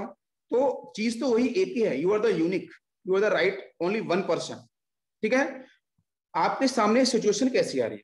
अगर आपके सामने आपके पिताजी आ रहे हैं तो आप कैसे रिएक्ट करोगे आपको पता है। आपके सामने मैं आ रहा हूं तो आप कैसे रिएक्ट करोगे आपको पता है, ठीक है? आपके सामने हमारे प्रिंसिपल देसाई सर आ रहे हैं, ठीक है, तो कैसे करोगे रिएक्ट, तो भी आपको पता है। समझ में आ रहा है ना सभी को, है ना? बाकी और भी कोई अगर लोग आ रहा है आपके सामने तो आप कैसे एक्ट करोगे आपको पता है। आपके सामने आपके फ्रेंड्स आ रहे हैं, कैसे एक्ट करोगे वो भी आपको पता है। तो आप तो यूनिक ही हो, लेकिन आप अलग अलग तरीके से क्या कर रहे हो, ट्रीट कर रहे हो। संदेश, हाँ बिल्कुल मजा आ रहा है। तो डेफिनेटली OH माइनस तो एक ही है, लेकिन OH माइनस के सामने अगर H+ आयन आ गया तो वहां बच्चों हम लोग यूज करेंगे क्या, बेस टर्म यूज करेंगे। OH minus will work as a base. बात समझ में आ गई? अच्छा, अब बच्चों यहाँ पे देखो ये कार्बोकैटाइन है ना, यहाँ पे कार्बन के साथ पॉजिटिव, अगर OH माइनस के सामने कार्बन आ जाएगा तो वहां बच्चों में यूज करेंगे OH minus will work as a nucleophile, work as a nucleophile. से ऊपर लिखा है मैंने, both nucleophile and base are electron pair donor, very very important। Electron pair donor दोनों ही होते हैं, लेकिन बेस का बोला जाएगा उसी OH माइनस को, इलेक्ट्रॉन रिच स्पीसीज को, उसी इलेक्ट्रॉन रिच स्पीसीज को हम लोग न्यूक्लियोफाइल कब बोलेंगे वो भी समझ लो। न्यूक्लियोफाइल तब बोलेंगे जब वही इलेक्ट्रॉन रिच स्पीसीज बच्चों अटैक करती है कार्बन या पॉजिटिव चार्ज है, डेफिशिएंट सेंटर है, इंपॉर्टेंट केस है, ध्यान रखना, उसे बोलेंगे न्यूक्लियोफाइल। और बेस कब बोलेंगे, जब बच्चों वही इलेक्ट्रॉन रिच स्पीसीज, वही OH माइनस H+ पे अटैक करेगा वो भी डेफिशिएंट है, कार्बन भी डेफिशिएंट है। मेरी बात समझ में आ रही है? जब सामने दोनों डेफिशिएंट हैं तो OH- इलेक्ट्रॉन्स को देगा ही ना, लेकिन H+ अगर सामने होगा तो भी विल कॉल्ड बेस। समझ में आ गया? सभी क्लियर हो गया? बेस क्या है, न्यूक्लियोफाइल क्या है? तो बेसिसिटी का मतलब क्या है? Ability of base to donate electron. सभी क्लियर है? क्लियर है बेटा? अब आते हैं न्यूक्लियोफिलिसिटी पे। तो न्यूक्लियोफिलिसिटी बच्चों बोलती है ability to rapidly form a covalent bond. एक कोवेलेंट बॉन्ड, ये कोवेलेंट बॉन्ड को फॉर्म करने की, अभी इसको मैं ना एक्सपेंड करूंगा, बहुत अच्छे से करूंगा, समझ लेना अभी। तो न्यूक्लियोफाइल जो है ना वो आपके कोवेलेंट बॉन्ड फॉर्म करने की टेंडेंसी की तरफ ध्यान देता है, लेकिन बेसिसिटी वाले में कोवेलेंट बॉन्ड पे ध्यान नहीं देता है। मेरी बात समझ में आ रही है? यहाँ पे परफेक्टली कोवेलेंट बॉन्ड की तरफ वो ध्यान देता है, न्यूक्लियोफिलिसिटी की मैं बात कर रहा हूँ। इसके बाद नेक्स्ट केस को समझते हैं हम लोग। ओके, नेक्स्ट केस को बच्चों समझते हैं। इधर मैंने वही बेसिसिटी लिखी है, इधर मैंने न्यूक्लियोफिलिसिटी लिखी है, ठीक है। एक पॉइंट को समझते हैं, फिर मैं अभी ना एक्सप्लेन करूंगा सारे पॉइंट्स को। नेक्स्ट बेटा सेकंड पॉइंट की बात करते हैं। बेसिसिटी में depends on stability, depends on stability to form conjugate acid, to form conjugate acid. इसके सेकंड पॉइंट पे बात करें, मैं कॉन्जुगेट एसिड आपको पहले भी पढ़ाया था न्यूक्लियोफिलिसिटी में। Depends on rate, chemical kinetics, depends on rate to form of a covalent bond, ठीक है। कोवैलेंट बॉन्ड के फॉर्मेशन के रेट को, ये रेट पे डिपेंड करता है, ठीक है, न्यूक्लियोफिलिसिटी पावर। और बेटा बेसिसिटी डिपेंड करती है stability to form conjugate acid. आपको पता है अच्छे से कि बेटा ये क्या है, जैसे मैं बोलूं OH-, OH- बच्चों क्या है, आपको बेस दिख रहा है। अगर इसके सामने H+ आयन आ गया है तो एक्सेप्टर ऑफ प्रोटॉन, पता है ना, एक्सेप्टर ऑफ प्रोटॉन, समझ में आ रहा है बच्चों? तो यहां से बन जाएगा आपका ये वाटर मॉलिक्यूल्स। क्या सभी को बात क्लियर है? तो बच्चों ये डिपेंड करता है कि जो भी आपका कॉन्जुगेट,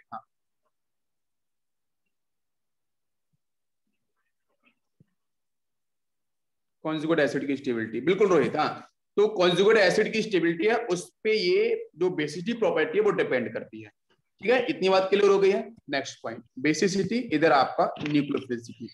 थर्ड पॉइंट अभी सब मैं एक्सप्लेन करूंगा, अभी थ्योरी वाला सेक्शन इसको समझ लेते हैं, डिफरेंस को, बेसिक इंपॉर्टेंट है, ठीक है। मैं बच्चों बोलूंगा कि जो बेसिसिटी है वो कैसी है, वो बच्चों आपकी है thermodynamic, thermodynamic property.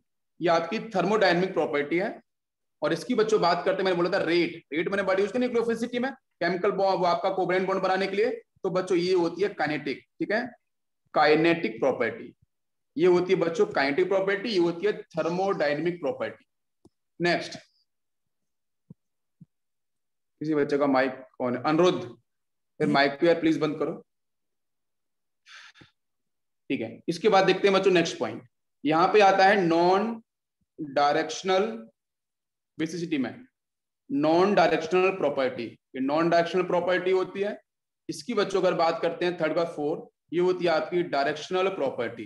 This is directional property. क्यों डायरेक्शन होती है? क्योंकि इसका एक डायरेक्शन फिक्स होता है। डायरेक्शन फिक्स बच्चों कैसे होता है? From where nucleophile forms covalent bond, covalent bond, ठीक है। तो कोवैलेंट बॉन्ड फॉर्म करेगा, जिसकी वजह से बेटा यहाँ पे क्या होगा, एक डायरेक्शन आपका यहाँ पे फिक्स हो जाएगा।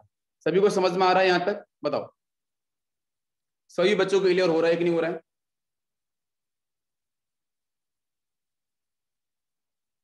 यहाँ तक सभी को समझ में आ गया होगा।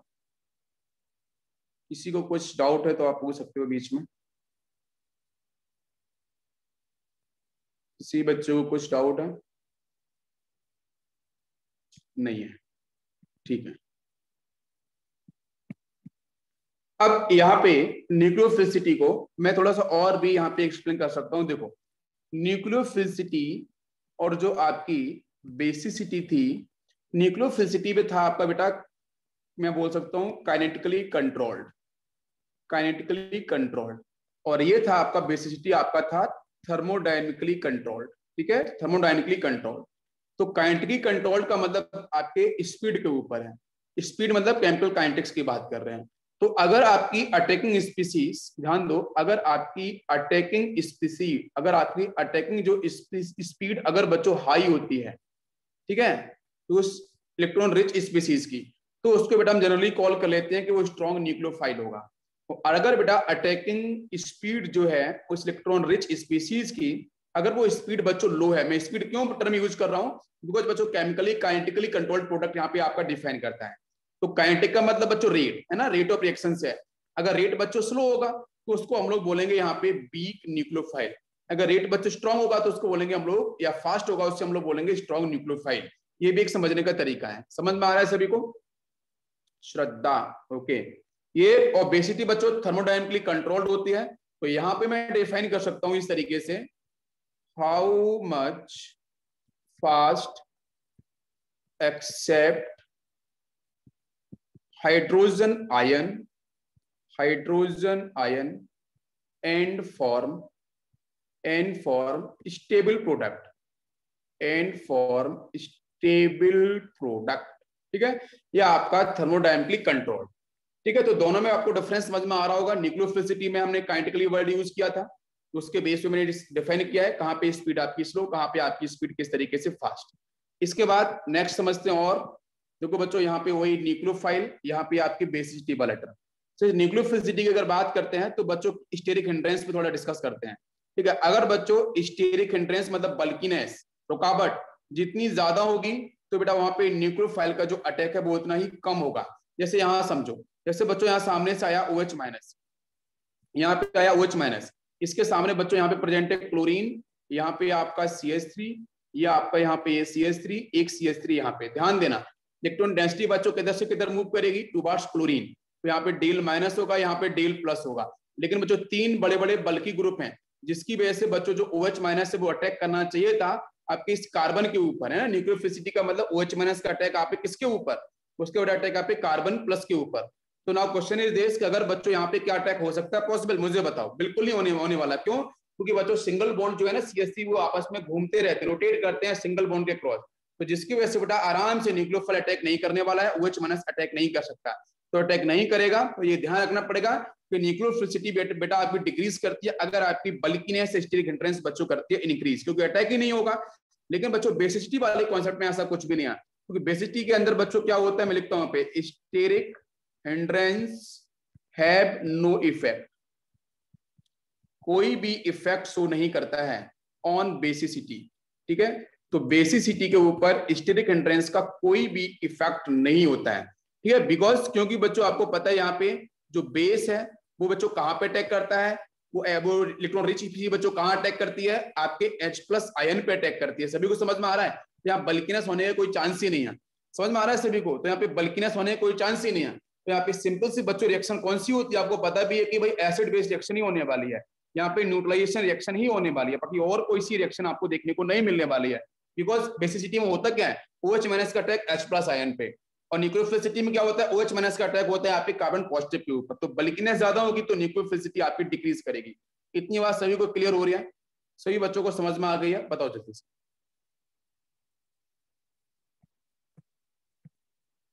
क्लियर? अब देखो इसके बाद बच्चों हम लोग बात करेंगे नेक्स्ट फैक्टर्स पे, ठीक है। Factors affecting nucleophilicity. तो न्यूक्लियोफिलिसिटी को अफेक्ट करने वाले हमारे कौन कौन से फैक्टर्स हैं, ठीक है, जिसमें मैं आपको फटाफट से बताता हूं। पहला पॉइंट, फर्स्ट पॉइंट बच्चों यहां पे आएगा कि nucleophilicity directly proportional to negative charge. Negative charge, जैसे मैं आपसे बोलूं बच्चों वाटर मॉलिक्यूल OH माइनस, बताओ दोनों में से किसकी न्यूक्लियोफिलिसिटी अधिक, OH माइनस की, ठीक है, नेगेटिव चार्ज। मैं बोलूं बच्चों RO माइनस, मैं यहाँ पे बोलूं एल्कोहल, तो बताओ किसकी अधिक हो जाएगी, आपकी RO माइनस की। मैं बोलूं बच्चों H2S, मैं बोलूं SH माइनस, किसकी अधिक होगी बच्चों, HS माइनस की। समझ में आ रहा है सभी को? मैं अगर बच्चों यहाँ पे बोलूं अमोनिया, मैंने बोला यहाँ पे आपका RCOO माइनस, बताओ किसकी अधिक होगी, बताओ जल्दी से, किसकी न्यूक्लियोफिलिसिटी यहाँ पे अधिक होगी, न्यूक्लियोफिलिसिटी यहाँ पे किसकी अधिक होगी, मैं बोलूं आपको यहाँ पे NH3, मैं बोलूं NH2 माइनस, मैं बोलूं आपसे RCOOH, मैं बोलूं यहाँ से आपका RCOO माइनस, तो माइनस वालों की अधिक होगी, ऊपर वाले केस में किसकी अधिक होगी बताओ बच्चों, ऊपर वाले केस में किसकी अधिक होगी? आप बोलोगे सर उधर नेगेटिव चार्ज है, न्यूट्रल है, तो ऐसा नहीं, नेगेटिव चार्ज वो सेंट्रल एटम सेम होना चाहिए, यहाँ पे अलग अलग स्पीसीज है, तो वी विल चेक, बिल्कुल अमोनिया की अधिक होगी, बिल्कुल सही है। क्यों अधिक होगी? बिकॉज बच्चों यहाँ पे आपका कॉन्सेप्ट बदलता है इलेक्ट्रोनेगेटिविटी की वजह से, बिल्कुल, बिकॉज पता है इलेक्ट्रोनेगेटिविटी की बात करते हैं तो बच्चों क्या होता है, इलेक्ट्रोनेगेटिविटी की बात करेंगे तो ये होगा ना FON, ये होगा ना, ऑक्सीजन इलेक्ट्रोनेगेटिविटी अधिक होती है ना, तो जिसकी इलेक्ट्रोनेगेटिविटी अधिक होगी वो इलेक्ट्रॉन्स को ज्यादा होल्ड करेगा, अरे करेगा नहीं करेगा बताओ बच्चों, बेटा यहाँ पे ऑक्सीजन है, उसके पास नेगेटिव चार्ज है, वो ज्यादा होल्ड करेगा, बिल्कुल होल्ड करेगा, इलेक्ट्रोनेगेटिविटी ज्यादा होल्ड करेगा, नेगेटिव चार्ज इलेक्ट्रोनेगेटिविटी ज्यादा होने का मतलब अट्रैक्शन फोर्स ज्यादा, अट्रैक्शन फोर्स ज्यादा का मतलब नेगेटिव चार्ज को होल्ड करेगा ज्यादा, तो जो नेगेटिव चार्ज का इलेक्ट्रॉन्स हैं, उन इलेक्ट्रॉन्स को ज्यादा होल्ड कौन करेगा बच्चों? ऑक्सीजन। और जो इस अमोनिया के पास जो आपके लोन पेस्ट इलेक्ट्रॉन्स हैं वो आसानी से होल्ड नहीं होने वाले, बिकॉज उसकी इलेक्ट्रोनेगेटिविटी आपकी ऑक्सीजन से कम होती है, तो आराम से बेटा डोनेट कौन करेगा? आपका करेगा अमोनिया, इसलिए इसकी न्यूक्लियोफिलिसिटी क्या हो जाएगी आपकी ज्यादा। क्या इतनी बात सभी को समझ में आ गई? कल बच्चों लोग बाकी फैक्टर्स पे काम करेंगे और कल ही स्टार्ट होगा आपका next types of chemical reaction. पहली कैटेगरी आपकी डिस्कस मैं कल करूंगा इलेक्ट्रोफिलिक एडिशन रिएक्शन, ठीक है।